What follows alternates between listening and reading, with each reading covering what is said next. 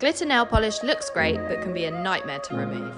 Here's how to make the process a little easier. First of all, use a buffing block or soft file to lightly buff away the top layer of your nail polish. This allows the remover to penetrate through the layers and remove the polish more easily.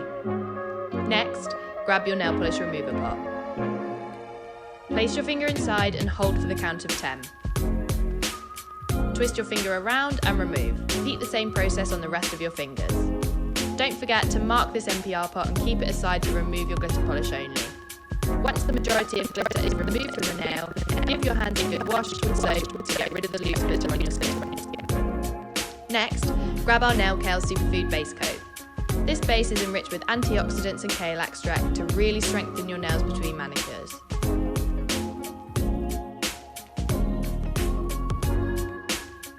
Finish off with our Superfood Repair Oil to give your nail bed an extra dose of hydration.